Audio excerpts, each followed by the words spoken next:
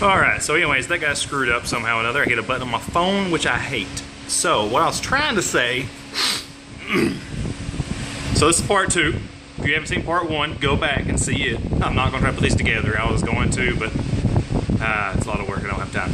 Anyways, part 2, welcome back. If you haven't watched part 1, link, there's a little annotation in the top, what is this? Right or left or right or whatever this is of the screen. Click there or just go to the channel and look. Part 1 was just kind of showing you how I had it set up. I'll do a better video in the future showing you all how I actually go through the process of measuring it up, getting it cut square to where I know how to do it. That's kind of the part where you gotta learn on your own in a way. Anyway, so last time we left off, we had already had the shank turned down, applied the metal ring here at the end of the shank, drilled the air hole through the actual shank itself into the bottom of the bowl, which we have not drilled yet.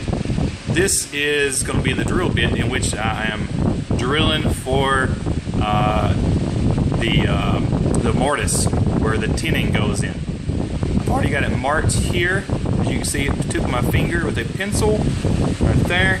It's approximately 6/8 of an inch. That's what I like to do my tenons, between 5/8 and 6/8 of an inch. I would actually rather have it a little bit deeper than the tenon is long, just so that there's extra room there to catch a little bit of moisture, but not much.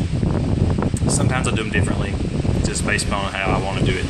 But anyways, I'm going to drill that to that mark, and then I'm going to show you what I do after that, and then we'll be done. There's one more step after this part for the shank of this one, and then we'll be flipping it around to do the bow.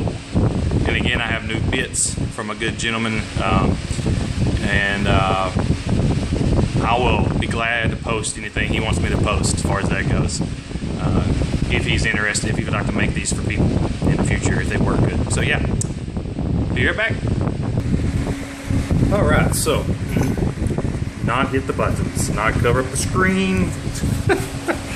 I'm rusty, guys. I'm used to doing this for video games. So yeah, the next part that I want to do after I've got that hole drilled, as you can see here, the next part I'm going to do is countersink just the outer rim. So see how it's nice and square here, flat. There's nothing there to really help you guide the tenon of the stem in. If you use a countersink, some type of countersink, doesn't have to be super fancy, to round off that a little bit, kind of give a little bit of a bevel going into the mortise, that will help out.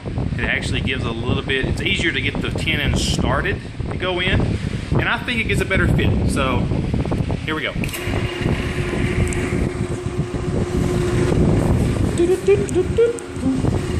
Alright. You don't have to do it very much, just a little.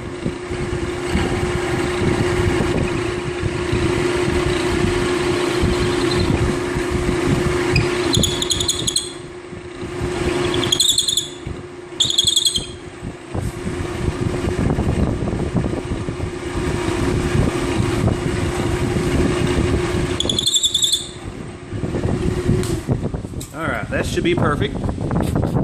So now you can see there's a bevel.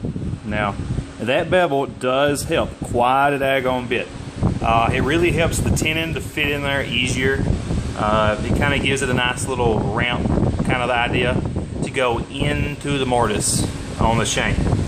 So what I'm going to go do is go ahead and get this thing flipped around and get ready to start drilling the old tobacco chamber. As well as shaping that out with my chisels here on my lathe. This is going to be a billiard, so I'll do the top nice and round, the rest of it will be done by hand on the bottom. This chunk on the bottom will be. Stay tuned, guys.